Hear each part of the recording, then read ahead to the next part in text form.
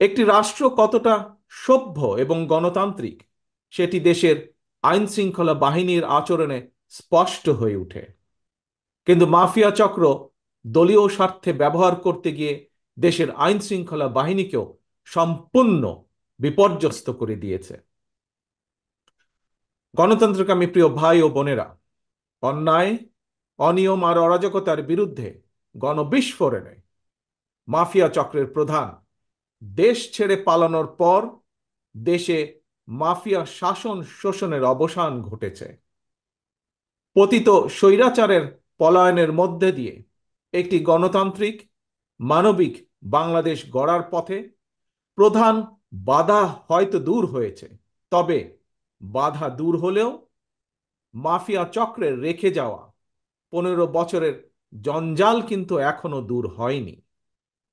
এই জঞ্জালকে দূর করে জনগণের বাংলাদেশে জনগণের ভোটে জনগণের কাছে জবাবদিহিমূলক একটি গণতান্ত্রিক সরকার প্রতিষ্ঠার লক্ষ্যে অন্তর্বর্তীকালীন বর্তমান সরকার কাজ করছে।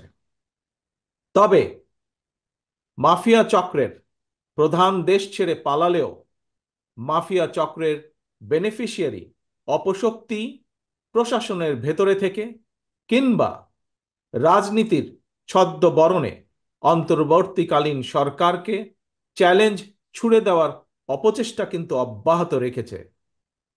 প্রিয় দেশবাসী, ভাই ও বোনেরা, বর্তমান অন্তর্বর্তীকালীন সরকার হাজারো শহীদের রক্তের বিনিময় লক্ষ কোটি জনতার গণ অভ্যুত্থানের ফসল। এই সরকারের কোনো কোনো কার্যক্রম সকলের কাছে হয়তো সাফল্য হিসাবে বিবেচিত নাও হতে পারে, কিন্তু এটি আমাদের প্রত্যেককে মনে রাখতে হবে, এই সরকারের ব্যর্থতা আমাদের সকলের ব্যর্থতা, বাংলাদেশের পক্ষের গণতান্ত্রিকামী জনগণের ব্যর্থতা। সুতরাং এই অন্তর্বর্তীকালীন সরকারকে কোনোভাবেই ব্যর্থ হতে দেওয়া যাবে না। দেশে বিদেশে থেকে নানা রকমের উস্কানিতেও জনগণ অন্তর্বর্তীকালীন সরকারকে ব্যর্থ হতে দেবে না। তবে অন্তর্বর্তীকালীন সরকার যাতে নিজেরাই নিজেদের ব্যর্থতার কারণ না হয়ে দাঁড়ায়, সে ব্যাপারে তাদেরকেও সতর্ক থাকতে হবে।